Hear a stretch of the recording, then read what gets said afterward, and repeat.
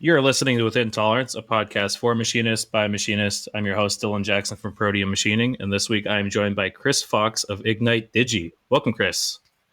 Thanks for having me on the show, Dylan. Yeah, good to be here.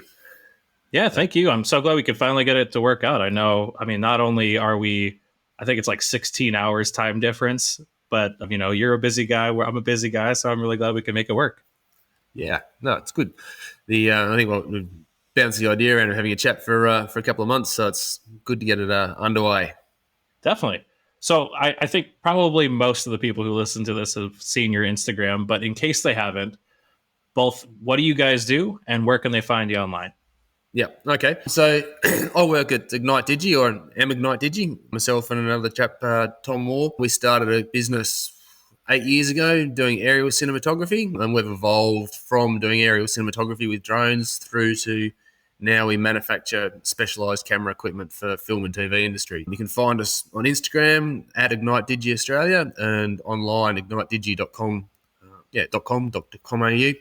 We're in Australia and America. Yeah, so that's where you'll find us. I can launch into a bit of a backstory here where we ended up with 8 years ago or so. We started off with the idea of doing aerial cinematography with drones. And that was back when drones were really quite new. And at that stage, we met and we started off, we went out and bought what was nominally the best drone that you could buy for cinematography at that point in time. And got a gimbal, a brand new gimbal that was a huge investment at that point for us at that point in time. Took them down to the park, tried to learn how to fly it, and it promptly crashed and fell out of the sky and crashed into the ground. And it was like, oh my God, there is a whole lot of money in a heap on the ground. I reckon we could probably build something better than what we've just bought. Let's have a go at it. And so, yeah, we pulled the remnants apart and worked out what we could fix and what we couldn't, and that's evolved into us building drones and modifying the gimbals to providing on-set filming services through to where we are now, which is like we manufacture our whole range of products for the film and TV industry. And yeah, it's pretty cool. That's great. I think that's a little near and dear to my heart because I have also played around with drones and also crashed my first drone right into the pavement. And, you like you said, you're just like, wow, I just spent all that money for like 10 seconds. That was great. Yeah, I still remember when we did crash it the first time. There was a guy in his car that drove past the park. He just saw it spear into the ground. He's wound down his window and leaned out of the car and he goes, "Oh, that looks expensive." It's like, thanks, buddy. Yeah, we're nearly in tears over here, and we've got your jackass over there commenting on it. That's fantastic. So, before we kind of get into the questions and everything, are you now seeing kind of a full circle? Because I know there's more heavy lift FPV drones now coming out that are flying like Komodos and things like that. So, are you looking into that? I know we had questions about what's next for you guys. Mm-hmm. Are you thinking about products for that area? Because it seems like a lot of aerial cinematography is going towards FPV versus big heavy lift drones that are stationary. Yeah, well, it all depends on what they're shooting, what they're trying to do. So the FPV thing is quite interesting for us in Australia, which is where we got our original licensing. You weren't allowed to fly FPV. So for the period that we were operating large heavy lift drones, it was always line of sight flying. So to fly the drone, you'd be a two-person operation. You'd have the pilot, which was me, and then Tom was the camera operator or gimbal operator. And so that ended up being like a two-person operation with one flying the drone and then the other one framing the camera. And so that is a totally different type of shot or work dynamic compared to if you're doing the FPV style drone. And the fact that the cameras, like the Komodos, are getting way cheaper than the Raptors or the Alexas makes it accessible to put very good cameras onto the FPV drones, is pushing the boundaries in that regard. But yeah, like I've never flown a drone FPV, so there's probably not much scope for me in that space. Yeah, but we are building parts specifically for the Komodo cameras, and it's an interesting space to see where they're going with what's new for the drones. Probably the art, because when they're actually doing the filming, there's like you can have a drone shot, and drone shot has a great place in lots of storytelling. but there's also the large heavy lift drones offer much, much more flexibility in terms of storytelling capability. With it doesn't, the art of a really good drone shot with a heavy lift package is that it doesn't look like a drone shot. It looks like a dolly shot or a Technicrane shot that can't be achieved with that traditional equipment, because the logistics aren't there to be able to get a 100-foot crane into position, or you can't like run dolly track 100 meters across undulating field economically. It's like, oh, it's a heavy lift drone that can come in and just nail a tracking shot for 100 meters long that can't be done otherwise. So they're different beasts. Definitely, yeah, that totally makes sense. I think that it's probably so prevalent because it's it's so new, so there's a lot of like novelty around it. They're able to get like the shots that before you could only get with a fake cameraman, creating CG shots. Yeah. And there's lots of scope for it, but it's like you watch a movie or you watch a commercial, and the shots are like bang, bang, bang every 2-3 seconds. Like it's cut to a different shot, cut to a different shot, cut to a different shot to tell an entire story. A big long 1.5 minute FPV flying through chasing something through buildings in and out of windows is like, in terms of a movie, it gets old after a couple of seconds, not after a 1.5 minutes long of it. So definitely. So going back to your backstory, how did your company develop? Because you were talking about you being a 2-man team. So were you filming commercial ventures as well as building up this manufacturing side, or was there a hard cut at some point? How did that all happen? Yeah, well, it came about. We were building our own equipment, so we were building our own drones to start with, and there was probably 2 or 3 years of us operating with the drone. I built 15 different variations of heavy lift drone over the course that we were doing the aerial filming, and that was it for the first couple of years. It was like just flat out filming. Like we were building the equipment so that we could go and use our own equipment to satisfy customers with filming for commercials or movies or TV series. And then then basically through Instagram, like we started building more camera specific parts, but people would see those more camera specific parts on Instagram. I was like, oh, that looks kind of neat. Can we have one of those too? And it's like, yeah, sure, I'll make you one. No worries at all. And like we transitioned from, like, we've been running for 8 years now. Like the first, say, 3 years was 100% filming, and then it started to pick up to like a couple of percent of that was manufacturing and majority filming. And then there wasn't really a point that it was half and half. We went from providing the service to making the parts for the service over the course of 2 years to now we're predominantly manufacturing parts for people that are doing what we used to be doing, which is cool. But it was about the time that Freefly brought out the Ultra 8 and Ultra 6 drones. They were able to bring those to market for less than it cost me to buy the parts to build the drones that I was building. And it's like, whew, there's a really nice package available for less than and that opened up the market for lots of drone operators to start up, because they didn't have to be an aeronautical engineer to build a drone. We don't have to be an aeronautical engineer to build a drone anyway. It just happens that I am. But like it became much easier for people. You didn't have to have the same technical knowledge to build the equipment to be able to get it to use it. And so when those drones came out, then the whole market shifted underneath us, and we had to evolve.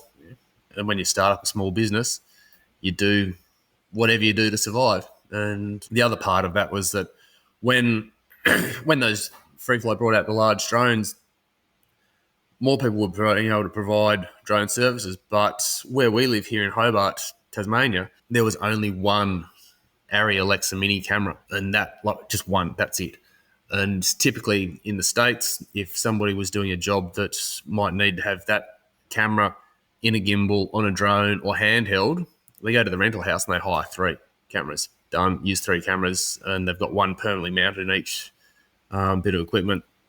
But because we only had the one camera, we had to use that one camera on the drone, handheld and in a gimbal, or put it onto the car, how we wanted to use it. And so the whole time that we were working on a job was like, how fast can you change over? How fast can you change the camera from get it off the drone, get it onto handheld? We get it from the handheld, get it to the tripod, get it from the tripod back into the gimbal, do handheld stuff with the gimbal, put the gimbal on the car for a tracking shot, get the gimbal back onto the drone to do an aerial shot. And it was like this whole thing was like changing the camera setup the whole time. And that's why in bigger places that you had rental houses with lots of cameras, they just go out and hire 2 or 3 cameras for the job done, and that was sorted out. But if you can't hire them because there's none available, you've got to come up with a novel solution. And it started off, it would take, like 20 to 30 minutes minimum, just kind of change the camera from out of the gimbal onto a tripod or out of the gimbal into handheld mode, and then to put it back in again. And like each job that we were going on to film, it was like, yeah, it's got to be faster than this. It's got to be faster than this. And that's when we started building, excuse me, sorry. When we started building like widgets to help with it. So it was simple things like we'd build cables instead of being like a 12-inch long coily cable, it would stretch so that it could go from one spot to another on, a multitude of different rigs. It was like, no, the cable has to be exactly that long, or we'd make the cable just that long. And so it was perfect fit. We'd make brackets to mount the video transmitter directly to the camera. We'd make brackets to hold the focus motors directly to the camera. And so we changed the way that we were thinking so that we had a camera package, which was everything that the camera needed to operate. And we built all the plates for that so that we could change the camera from the gimbal to handheld. And it went from taking us 20 minutes or so to change a camera to under a minute. Oh, wow. Yeah. And that's where we took that to the Cinegear. Oh, yeah, we took that whole package that we built the system to be able to change that. That just sped up our workflow, and that's the stuff that people started to see on Instagram. And it was like, oh, that was handy. Like, can we get some of those parts? And that coincided with about the time that we'd bought our very first mill, because we had a CNC router for cutting out carbon fiber for building the drones, and it was like, yeah, you can do a bunch with a CNC router, but yeah, it'd be nice to make some 3-dimensional parts because I reckon we could build a better drone with that. And so how do we do that? Well, we save up and we buy a mill, and so we went out and we bought, some people know them, it's an OptiMill, what was it, F80TC, so a little BT30 machine with a 9,000 RPM spindle and 10-tool umbrella style tool changer. And yeah, like it was wild for a person that I've never operated a CNC machine or a milling machine or a lathe or anything outside of Ignite Digi in terms of what we're doing. I'd never had a workshop. It was just like, okay, we want to make parts. I reckon we can figure out how to do this. So we figured out how to do it. We went and bought the machine and started making parts. And we used to have that running in the garage. So we worked, we're 3 years now. So the first 5 years we were running out of the garage at home, out of my house. I saw you post a picture recently of that. It was pretty cool to see, the evolution. Yeah. That's it. We started off in the garage at the house, and then it was like, oh, the garage is a little bit too small. So I extended the garage and put another 24 square meters of space onto that. And so we can stick another machine into it. And then, yeah, it's quite funny. We just renewed the lease on the building that we're in at the moment in February. And we've got a photo there of us standing, Tom and myself standing in the empty building when we signed for the lease 3 years ago. And it was like we stood there in that building. It's a big undertaking to sign a commercial lease for a building on the premise that you're going to make it work. And so we've got this photo of us standing there in this empty building, and at the time we thought it was enormous. And it was huge compared to the garage. And we renewed the lease just this February for an extended period, and we got another warehouse in the process. So, oh my goodness, we're now looking at that warehouse space, but that we've picked up as well. And it's like, yeah, there's a lot of. It's not as big a step to expand out to a second warehouse as it was to move from the garage to the first one. Right. But yeah. Well, so you brought up a few points that I want to touch on. You're in Tasmania. So how is machine tool acquisition in general for you? Because I would imagine that, like I've talked to people in Australia and, all over the world, and it seems like it gets pretty tough getting exactly what you want, or at least without waiting an inordinate amount of time. Oh, totally. Yeah, look, obviously in Tasmania, there's no machine tool sales people. There's none whatsoever. Like I think you go to the mainland and there's people in Sydney and Melbourne and Brisbane that will sell machine tools.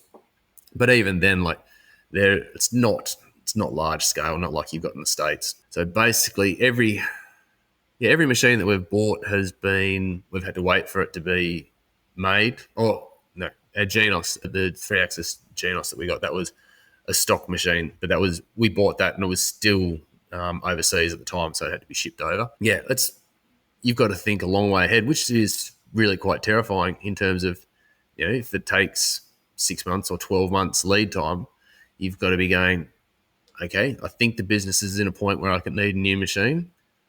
I've got to pony up a bunch of cash for the deposit for it. Okay, right. Now I've bought capability that I'll see in 12 months' time. Work hard to try and make, then you've got to make the books look good to get the finance, to get the final payment for it. It's like, you think you can do it, and then you've just got to fucking back yourself and go. Yeah. So what machinery do you currently have? Because you've got, 3 Akumas now? Yeah, that's it. So we started off with that OptiMill, then we bought an L&K from Taiwan, which was a drill tap machine, like an older style Speedio sort of thing, like 700 traveling the X with 20 tools on a sidearm changer. And it was a huge step up for us. But now the CNC router that we started with, the OptiMill and the L&K, are all gone, and we've just got Akumas at the moment. So we've got the one Genos and a pair of MB4000 horizontals, both with 10 pallet pulls attached to them and matrix tool changes on the back. Pretty amazing machines for sure. It's so cool to watch all the stuff you're able to do with them. Oh, they're phenomenal machines. There's a huge learning curve. I thought I probably caught myself short in the process. It was like, you start on the L&K that we had a little fourth axis rotary on that. And in my mind, I'd thought to myself that it was like, oh yeah, getting a horizontal machine, that's just like a bigger version of this little 3-axis machine with a rotary on it. But it's just a totally different beast. It is so much more work than I'd initially anticipated. But when you get it humming, it's so satisfying. Yeah, well, I know I've talked to a lot of people with horizontals, and machining on the dark side of the moon is what I think a lot of people don't realize they're going to have to do. Past the tombstone, away from the window, is terrifying. And the speed that those machines move at is just mind-boggling. Like, seeing a 20-ton machine move at 60 meters a minute on its rapids is just insane. Oh yeah. So why did you guys go Akuma? I mean, you said there's no sales in Tasmania, so is there better support on the mainland from that, or how did you come to that? Because there's a lot of horizontal manufacturers. Oh yeah, there are. I had early on in the piece, I had some interesting conversations. At the time that we'd had the first 2 mills, I started talking to the people that were selling machines in Australia, and I spoke with the guys that were selling Haas machines in Australia, and we were making parts, and our business had started. We were selling parts as fast as we could make them, and the guy from Haas told me, "Oh, no, you'll be fine. Get with a super mini mill. That's all you'll need for the stuff that you're doing." Like, okay, right. You're off the cards. I'm not buying from you. Then I spoke with the people that were selling Makinos in Australia, and the salesperson at the time told me that I would never own a Japanese machine. Whoa. And so obviously we don't have any Makinos, and we haven't bought any machines from them. And then the sales folk from Akuma, they took the time to speak to us when we were operating out of our garage, and presented us with multiple options of stuff that wouldn't fit into the garage because the garage was too small, and stuff that we couldn't afford at the time. But they spoke to us and had some solutions that we could grow into if we could get to a different space. And then when it got to the time that we had to move out of the garage into a warehouse, it was like, right, we're in a warehouse, we've got enough space. Yeah, the guys from Akuma, they spoke to us. how fast can you get Makuma on the floor? And that was it. We bought one of their stock machines that was being shipped into the country, and it landed on the floor. It was amazing. And make no mistake, stepping from the machines that we'd been operating and then stepping up to the Genos was like night and day. It's hard to fathom the difference in the quality of machine until you've used the better quality machine. It's just amazing. And it worked so well that it was like, and the horizontal machines that we ended up with, it was like, in my mind at the time, it was like a horizontal machine makes sense for the types of parts that we were doing or the types of production that we want to do. But when we moved into the warehouse, we just didn't have the money or the capability. Like, there's no way the bank was going to lend us enough money to buy one to start with. So it was like, that's what we thought we wanted, but couldn't afford it. So we started off with the Genos, and that ran. So we had, when we got that on the floor, we were working split shifts. So we employed, first employee, the machinist Luke. He came on board, and we were running that Genos as hard as we could with the small team that we had. So we were running split shifts where I'd start really early in the morning and get the machine going, and then Luke would come in later on for an afternoon shift and keep it running. And we had a couple of parts that were running. We'd fill the entire table with parts. So we'd have Op 1 and Op 2 running, producing 8 complete parts every time. And it worked out that we'd run 14 to 16 hours a day on that machine, and we ran it as hard as we could, and it kept on going, and it kept on going, and it kept on going some more until we got to the point of, righto, we think we've got enough business that we can justify the next investment, and then we bought the first horizontal. And that's amazing. The experience that we had with the Akuma was good to start with, and so we just didn't entertain buying anything else other than an Akuma from there. Yeah, it makes total sense.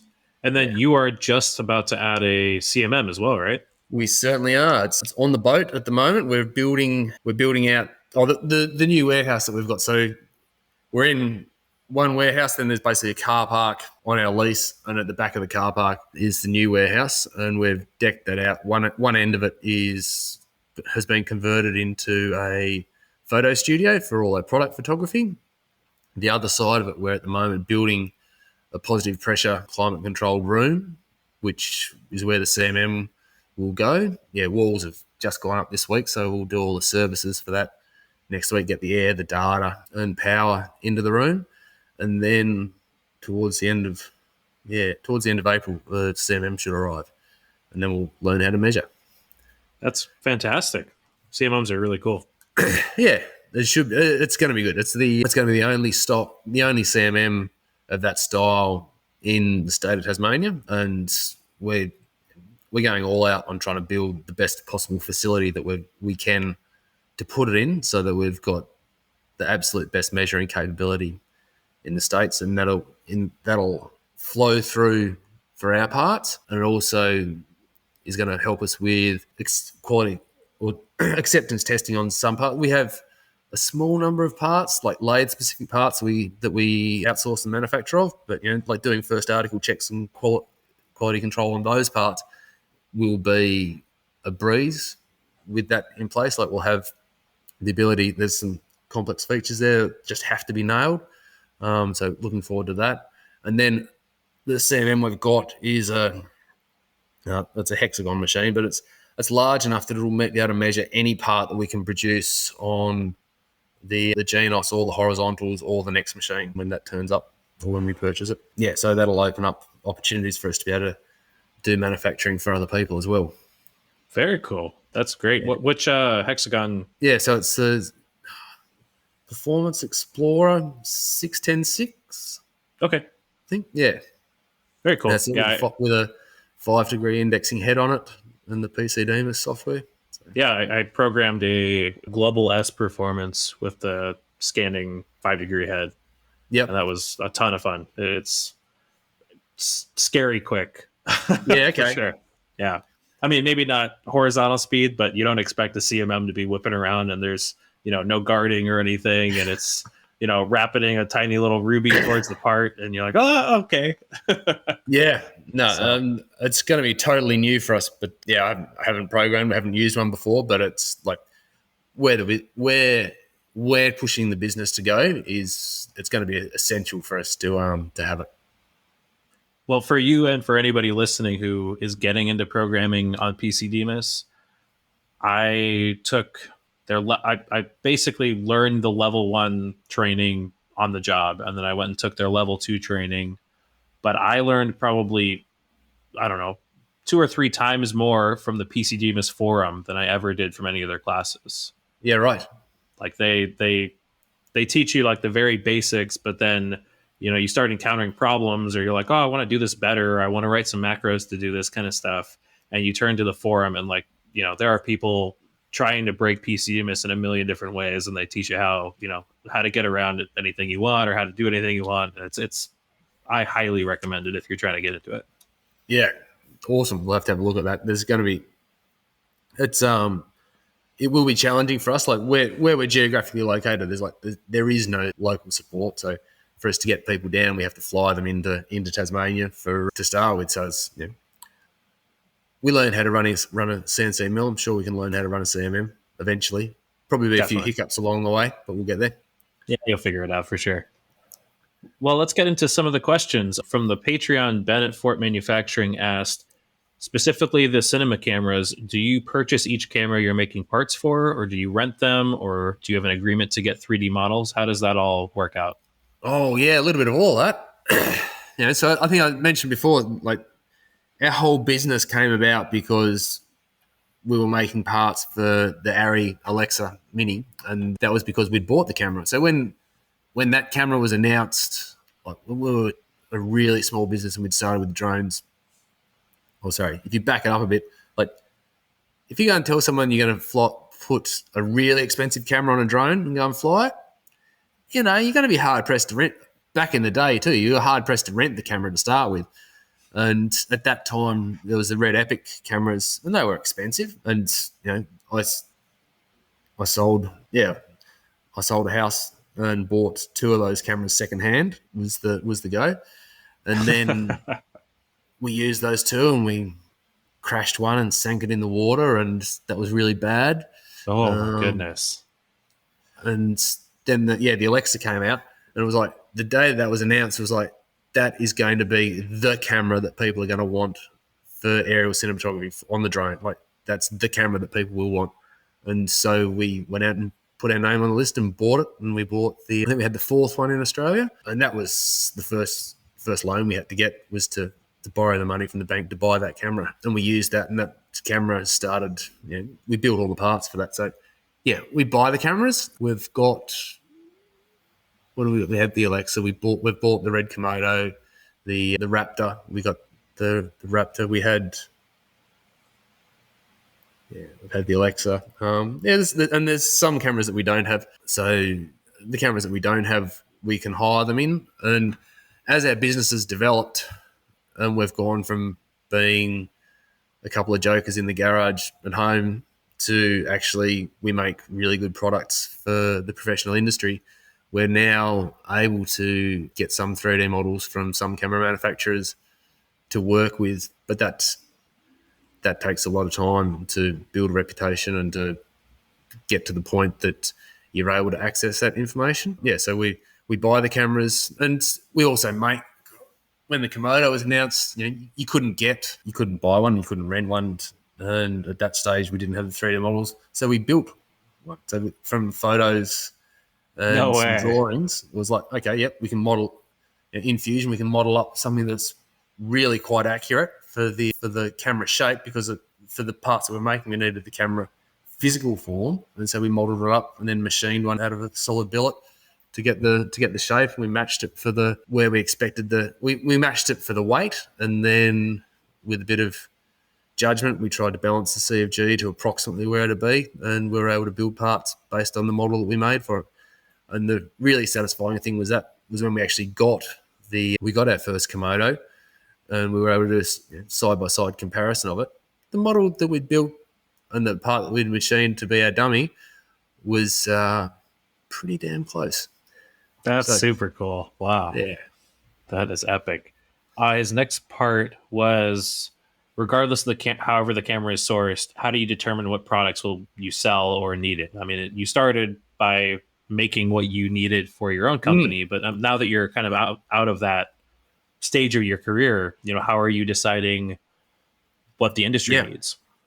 Oh, we work with our customers a lot to solve their problems. So that's we've got a good customer base that we actively engage with on a regular basis to try and understand what problems that they're encountering. And we still do some shooting, definitely not as much as we used to, but we have hands on the camera. And Tom that I work with is a cinematographer, so we've got we've got industry experience and eyes on the equipment that is being used from industry experts around the world. And so by keeping good relationships with our customers and talking to them, we're able to try and solve problems that they're encountering. And we also look at problems in our own special way or from our unique perspective to try and anticipate what problems people are going to encounter.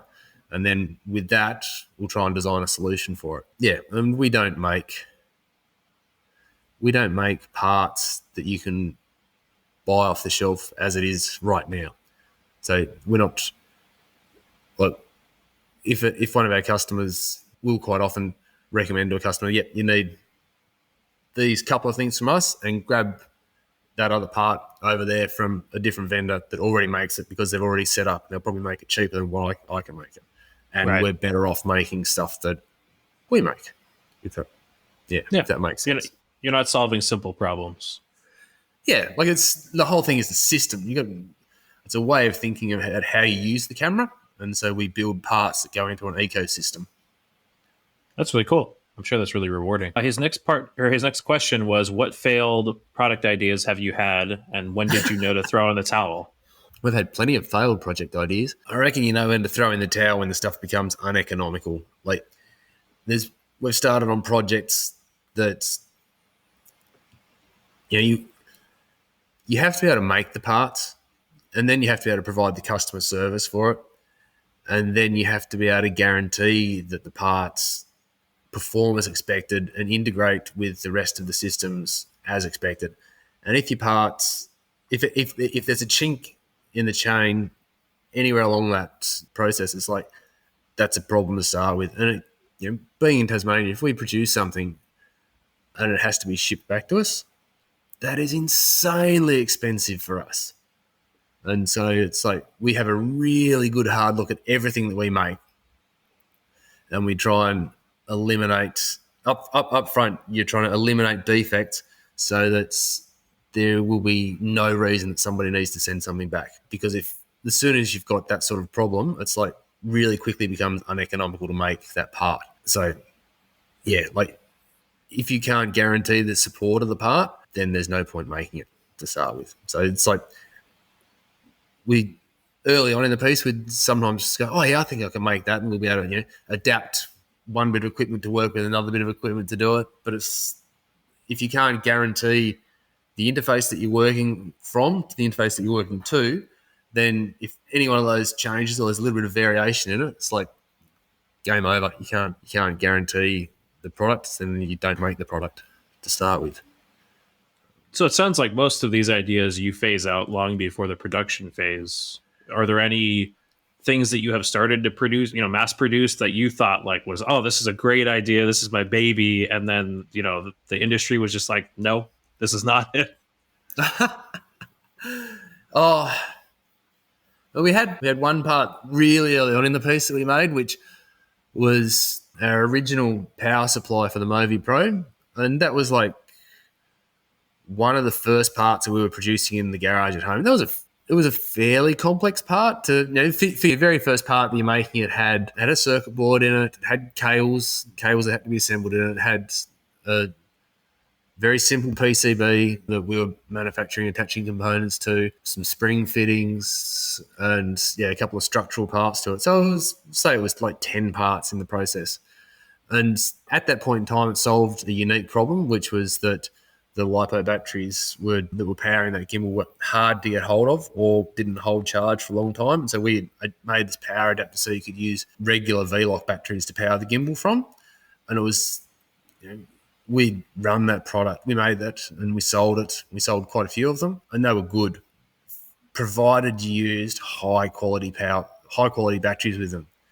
And if you bought a cheap V-Lock battery, then it couldn't put out enough current and then you'd have problems. And so we had that power adapter out and running. And if you use the right batteries with it, it worked well. But then as more people got hold of it, people were trying to use it with cheaper batteries that weren't quite as good. And it was like, you start to run into problems that were hard to support or hard to diagnose. Or you'd get scenarios where people would try and run it on the end of a crane and they'd have like a 30-foot cable running 14 volts across it. And you get like huge voltage drop just from one end of the cable to the other. And it's like, I can't fix that. There's nothing I can do about that problem. Like that is something that is physically inherent to the fact that you're running a cable that's really, really long. Right. Yeah, it's a law of nature.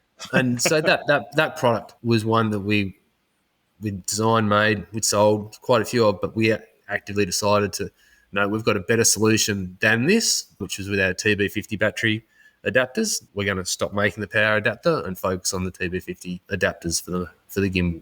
And yeah, that was an interesting decision when we decided, no, we're going to stop this because of a variety of reasons, even though it was a good product when used the right way. But that's part of the learning process of making parts. Definitely. Yeah. His next question was, what's the most fun and difficult product you've made? Either or both. Yeah. It's the most I reckon that the Keystone products that we've got out there at the moment are some of the most satisfying parts to make, because we start with a large billet of aluminium and then we sculpt out effectively from a monolithic block. We make a cage for the camera, and it is a really beautiful part to hold in your hand when it comes straight off the machine. It's got some fairly tight tolerances on the interface that to make it right. We've got exceptionally high quality control on what the finished part is post anodizing, and there's been so many issues or headaches with being able to guarantee the process all the way through from making it to a final product that is spot on before we ship it out. That now that we've got that process dialed, it's really satisfying to see that happen. That's great. That's really cool. It's a fairly challenging part to start with. There's something like there's nigh on 200 threaded holes on the thing. Wow. Yeah, and then you run into issues that, like, to guarantee anodizing results, every single hole has to drain. So every single hole either intersects with another hole or has a drain hole drilled into it as well. So that there's no air bubbles that can form during the anodizing process, so that you've got no opportunity for a little pocket or bubble to be trapped when the part gets transferred from one of the wash baths into the dye bath or into the ceiling, that'll cause streaking and ruin the product. Because by the time the product gets to anodizing, it's pretty expensive for it to come back with a smear on it or a blemish. Right. How is it finding vendors? I mean, just from material vendors or anodize? I mean, because you are on an island, I don't know how much manufacturing there is there, but is that... It is a little bit challenging, but we've got it goes back to when we started back in the garage. It's like, not many people want to talk to you when you're a tiny shop. Like when we started off and we were doing an order of aluminium, it would be like we'd order $400 worth of aluminium, and it might be only a couple of kilos of blocks that are cut to size, and it's like, there's a heap of places that don't want to take that order, but we found one spot that would take that order, and then they'd take our next tiny little order, and they'd take our next tiny little order, and we've gone from buying a couple of kilos of aluminium a month from them to now we buy in nearly 2 tons of aluminium a month, and that vendor, because they supported us all the way through, is reaping the rewards. That's great. It's the same with tooling supply. It's That's really fantastic. We got a couple Akuma specific questions. Ah, One was VDP Manufacturing asked, "Did you modify your own post for Fusion 360 for your horizontals?" yep. There's a bunch of stuff. So yeah, I get some help with my posts. So I've done the first post that I was running on horizontal is one that I made, and there's so many features that are available on the horizontal or on the Akuma system that aren't supported by standard posts. Like stupid things too. Like you can go and download the. This is really daft. You can go and download the Akuma post from Autodesk, and you can't have a tool number greater than 300 to start with. The Akuma control supports 8-digit tool numbers. Wow. 8 digits. Fusion only supports 6-digit tool numbers. And so like that, bang, first off is into the post to change that so that we have tool numbering which runs to 8 digits now. So I've got a system in place which, system in place which all our tools, numbers are allocated for all the tools, even the tools that we don't have or aren't using yet. We've got, if we're machining predominantly AMI, but if I all of a sudden need to get a particular end mill suited to machining tool steel or for doing titanium or something, like I already know what number that tool is going to be in our system. Oh, really? Yeah. That's really interesting. Yep. So that means that our tool libraries are locked and standardized, which then speeds up programming and speeds up the process. So with the post, it was like, okay, we need to be able to support that. So we jump in and we change the post to be able to support the maximum number of tool numbers that Fusion will support. And then with the extra 2 digits after that, so yeah, Fusion will only output 6-digit tool numbers, but the Akuma post will do 8 digits. So those extra 2 digits, that's when sister tooling comes into place. So yeah, if we've got a tool that has got a 6 or up to a 6-digit number, the sister tool of that is going to be the same number with an extra 2 digits in front of it, and that'll then sequence depending on whether it's the first sister, the second sister, or the third of that tool. Then what else? Oh, then you've got stuff like load monitoring, and all the spindles on the Akuma have got this great load monitoring feature where you can set a value that if the spindle exceeds a certain load, then the machine just stops. So Right. if your workpiece comes loose, spindle load increases, machine stops.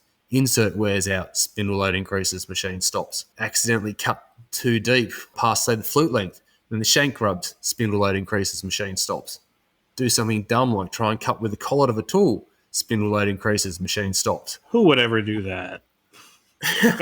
Who hasn't done that? Yeah, and so there's a really cool feature there, which we can do, or we've done in the post, is that you can have an operation property in the post for spindle load monitoring, which then comes up inside Fusion on your toolpath tab, and so I'm able to now set the spindle load for an individual toolpath in Fusion, and that translates through to the controller on the machine.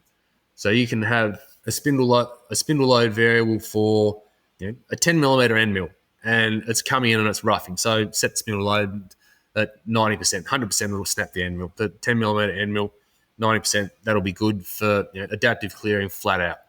And then the next cut with exactly the same tool, I might be doing a finished contour or a horizontal surfacing or something. And I know for a fact that the spindle load on a finished cut shouldn't be more than like 18, 19%, like max.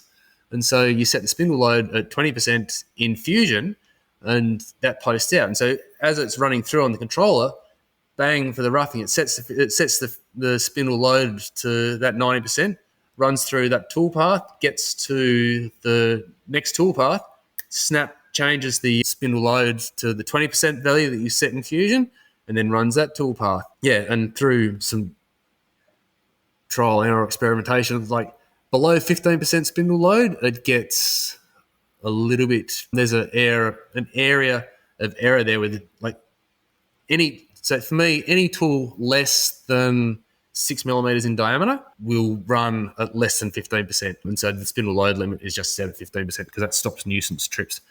But at that value, if you try and cut beyond the tool flute, it'll go above 15%. If the collet touches the workpiece, it'll go above 15%. And that then gives you the ability to be able to go, okay, when I've got, I'm roughing with a 50 millimeter shoulder mill, I can go 150% quite happily because the system's in place there and the post process has been modified so that I can output those load monitors specific to the tool path and the tool that I'm using. So you can go faster when you can go faster and you can go slower when you go when you need to. It's like, that's good. What else have we done to it? We've put in really simple checks. So, like for me, one of the biggest places that you're going to crash the machine in is if you have got a tool loaded that's got the wrong length offsets or diameter offsets. Mm-hmm. And so I've got really strict control on the tool library within Fusion. And so we've modified the post so that it outputs in the tool list at the top of the file, it'll output the tool list. It'll output the gauge length of the tool as we've modeled it in Fusion for CAM, output the diameter of the tool as expected to be seen, and then it outputs a line to call a sub program, which then goes and queries the tool table in the machine, which checks that that tool number has got that gauge length plus or minus a small deviation, and it's got that diameter plus or minus a small deviation. And if it doesn't have that, it won't run the program.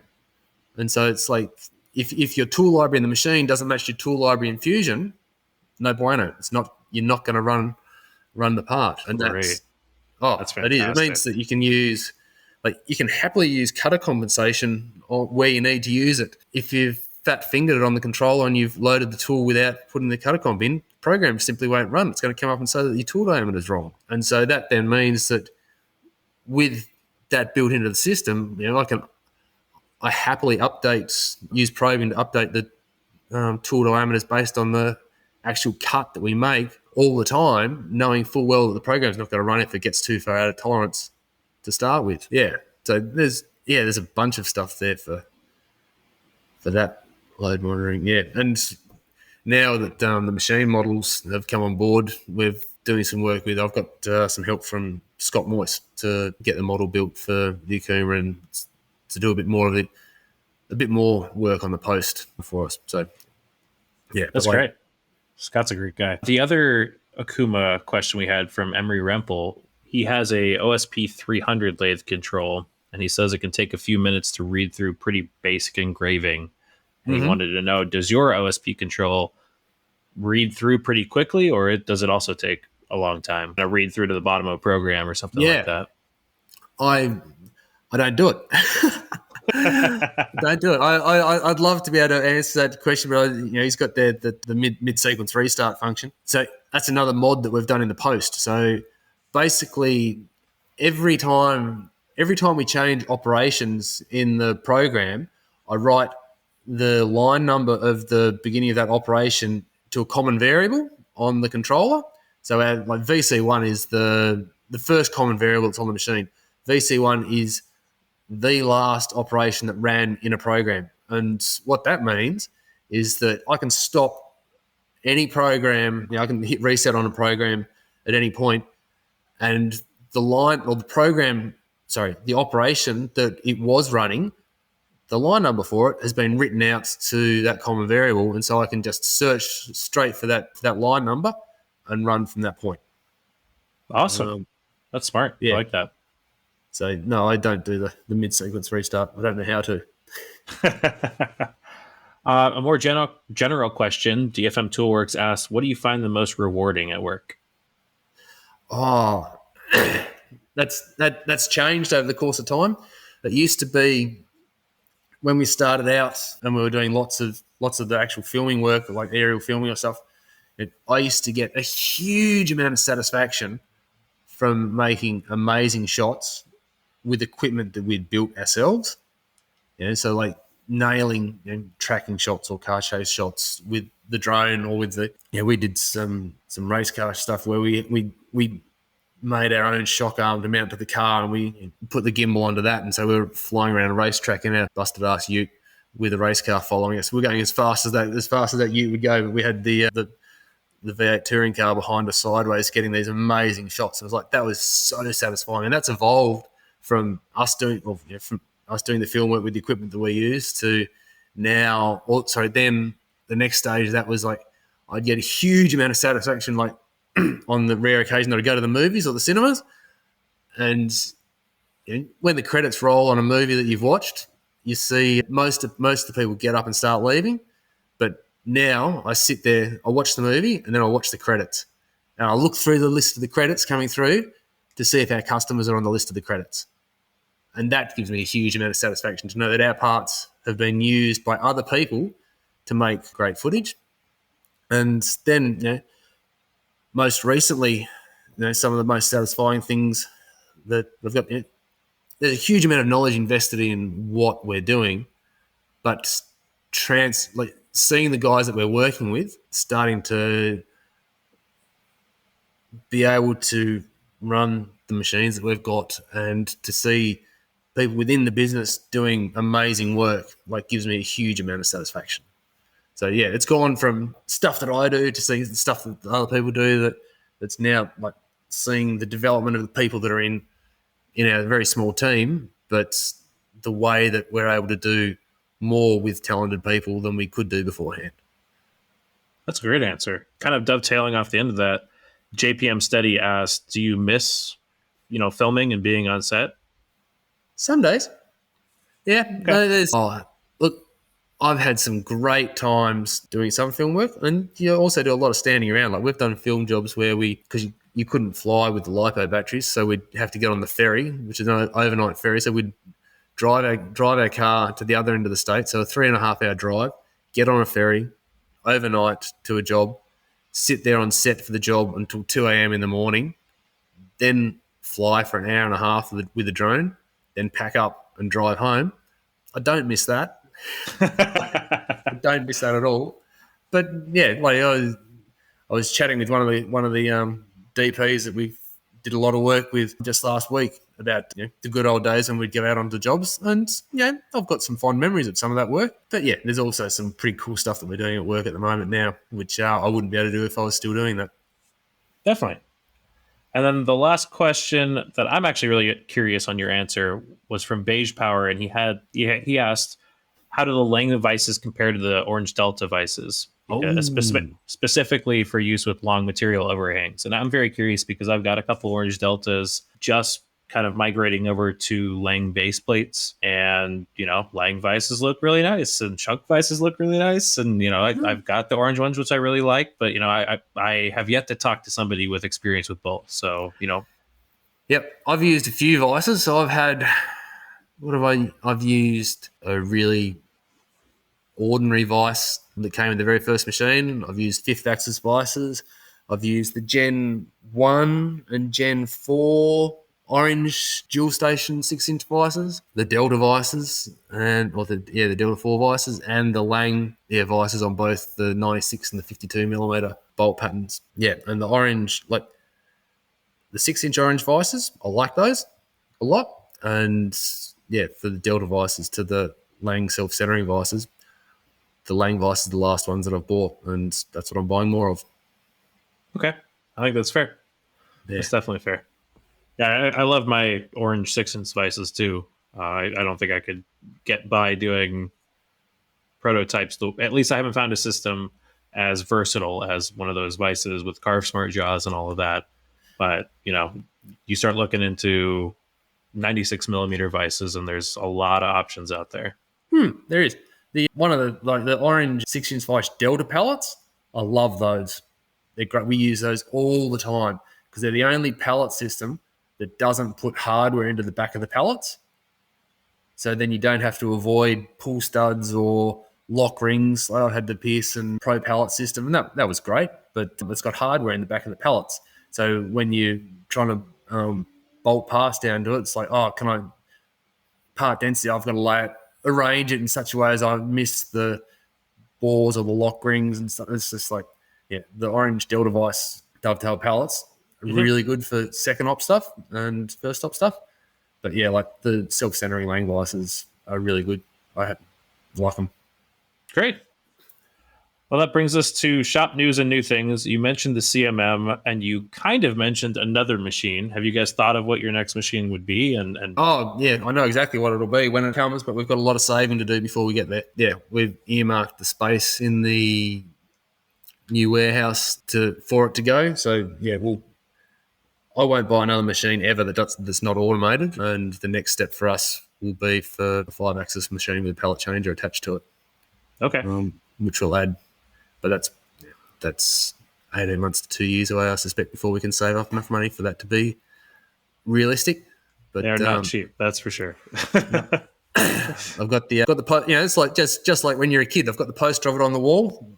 That's the where I'm pushing towards. So we'll see if we can make it a reality.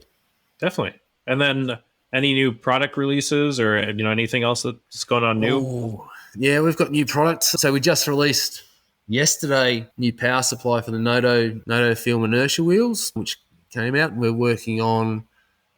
Oh, I'm not allowed to tell you all the new stuff that we're working on because it's then Tom gets hammered for why can't I get that right now? Because it's not available just yet. But yeah, we're working on new stuff. Like it's the one of the great things is that like the horizontals are so good for making parts that we've got. Once you dial it in, like really dial in the process of making a part on it, you can make that part again tomorrow or next week with minimal amount of effort. They're so efficient. It's not funny, which then frees up time for us to think more about what the next part is that we're going to make. And so at the moment, the parts that I'm working on, there's probably, I'd say, a 2 to 3 month lead between what I'm working on now before it comes out the door. Okay. Yeah, so we've got new stuff in the pipeline. Do you leave like a pallet open for prototyping, or how does that work? I did do that for a little bit on when we had just one machine, and then like once you get them, now that we've got 2 machines, I've got excess capacity on the second horizontal, and so I kind of thought when we got the horizontals that we'd be able to do some prototyping on the Genos, but it's like I don't really want to prototype on the 3-axis machine that doesn't have all the tools in it. Because 146 tools in the horizontal, it's like I don't have to go and load a tool. Like if I'm going to do a part on the vertical, I need to make sure that it's got that tool in there. And when I'm designing or programming, I don't want to be constrained by not having a tool in the machine. And so we've got both of the horizontals set up with nearly the same tools in them. So it's just less work to make a new part on one of the big machines. So I'll do the prototyping on the second horizontal that we've got, and that's probably got, out of the 10 pallets, it's got 6 or 7 pallets that run in production and 3 pallets that got different work holding on it that I'll do stuff on. Okay. Yeah. Do you ever see a day when you sell your 3-axis? I reckon, yes, I do. But we'd only be selling. I need to find a little bit more space, but Genos 560 would sell that to buy the 660, to buy the slightly larger one. Okay. Yeah, but I don't think there is not a space, as I see it at the moment, where we would not need the 3-axis machine. Yeah, definitely in terms of process reliability. Like this might sound crazy to a lot of people, but every piece of stock that comes in our door that is held in a fixture is machined before it goes onto the shelf. And every bit of stock that goes into a fixture goes through the Genos to be brought to size before it goes onto the shelf. And that's just for process reliability? That's for process reliability. Yeah. So if we get saw cut material in, we use nearly exclusively cut plate, and cut plate comes in plus or minus a millimetre for size wise, but little pit bull clamps, we use a lot of the ones with the M4 screws. I think it's not the smallest size, the second smallest size pit bulls. They've only got like a 1/4 to 1/2 millimetre throw on them, so your stock has got to be on point on size. And then You've got to think that if you're loading a large piece of stock, so we've got some standard size large plates that we use, which are 205 by 350 millimeters. So whatever that is in inches. That's a fair sized bit of plate. When you put that onto the pallet and then you go home at night, you want to really make sure that when you come back in the morning, It's still there. that is still there on that pallet, not that that huge chunk of aluminium has fallen off or been ripped out of the pit balls. Then the B-axis has rapid it in, or sorry, Z-axis has rapid it in and smashed the B into the chunk of aluminium that's come off. Like, there's so many ways that you can really make a mess inside a horizontal if your process isn't on point. Yeah, so that's, for us, all the stuff that goes into our fixtures. So we spec the saw cut plate to plus or minus a millimeter. Then we bring it down to plus or minus 0.25. Then it can go into the stock racks. And from there, it can get pulled and loaded into a fixture. And then when it gets loaded into the fixture, every single piece gets inspected for size and position before it gets machined. So we probe that out. And if it probes that it's undersized or it's oversized or it's not loaded properly, then it just skips it, moves on to the next program. Oh, that's cool. So it doesn't just stop and wait for you. It just continues on. Yeah, that's great. We've been in and modify. You can modify the Renishaw macros for the probing so that when they do error out under a condition, that they don't throw an alarm. So we've done that, and then we've changed the settings, or changed our post again in Fusion so that when you toggle the box for an out of tolerance condition, it reads a separate bit of code on our probing routines, and we'll jump to the end of the program, pack up the machine, exit safely, and then move on to the next program. Because you might have, anywhere from 1 through to 10 different programs running on a tombstone at a time. And if program number 1 happens to be running at 5 minutes after you've left the building in the afternoon and it errors out, you don't want the machine to stop. You want it to run all night until you come back in again. And so, had to modify it to make it so that it probes out, moves on safely to the next thing. That's really cool. I like that. Well, that brings me to the last question I ask every single guest, which is, what did you research this week? And it can be anything under the sun. Doesn't have to be machining related. It's just always cool to see, what other people in manufacturing are researching. Yeah, I've been trying to find good information on CMMs and how to use them. And I've been looking at turning on 5-axis machines and power skiving. Those are the 3 things that I've been looking at. Power skiving, really? Yeah. Okay. That maybe gives us a little view into future products. Well, maybe. It's always nice to think about what is it you can do today? What is it you conceive that you could possibly do? And then shoot for the stars. But yeah, I've come to the conclusion that we need, like, John Saunders is pretty good with his video content for people looking in starting in machining. We need someone to do something similar for CMMs because there is not much out there on those. So. There really isn't. I have probably digested most of the content out there, and it is like a day and a half worth of research. And you're like, that's it. Like I need some more. And it's terrible. Yeah, it really is. It's, I think there's like XYZ something out of Canada that's got a few videos, but they're really basic. And they're so dry. Yeah. Yeah, they really are. No, it's tough. Like I said, I think the forum has been the best place for, like, if you actually really want to be a power user and deep dive in, that's where because what I found out, and maybe they've changed this in the most recent versions, but when you calibrate a probe automatically, I would set up all my programs so that I would pick every single probe and go and calibrate them all to the ball. If you have auto calibrate statements, at least when I started using this in my programs, they would just not error out if they were out of tolerance. Like if you're manually going and hitting measure for each probe and doing it and it's out of tolerance, it'll warn you. But if you're doing many, many probes and many, many angles, it doesn't say anything at all. And so I ended up having to go on the forum and kind of figure out what the probe variables for each of the tips were, and then write statements that said if the deviation was over a certain limit, error, go to this section, and then this section would say like the probe deviation is X, hit enter to repeat calibration, and it would give you a chance to go back and real quick, maybe rub something off the ruby that was on there or whatever, and then repeat the calibration. But I did not learn almost any of that in the classes, and I had to No, just learn that and figure it out. And yeah, so I would highly recommend it. And there's a no. lot of really smart people on there. Awesome. We're going to need all the help we can get because as I said, like there's no one here in Tasmania that's running CMM like this. So we're going to be learning from what we can find on the forum and from friends. So Awesome. Well, I really looking forward to seeing what you guys do with it. That'll be great.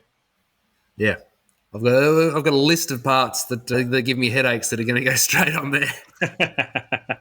I will say too, a word of caution is that you will find very quickly there are reasons to use scanning and there are reasons not to use scanning, and like you can quickly go into the area of like data overload where you're like, I don't need to know this much. I don't need 400 points for this circle. I needed like 6, and like 6 super accurate touch points would have been infinitely better than seeing the absolute minute variation in the surface. Not to say that scanning doesn't have a place and a need, but it is. CMMs are one of those interesting tools where you can make them say about anything.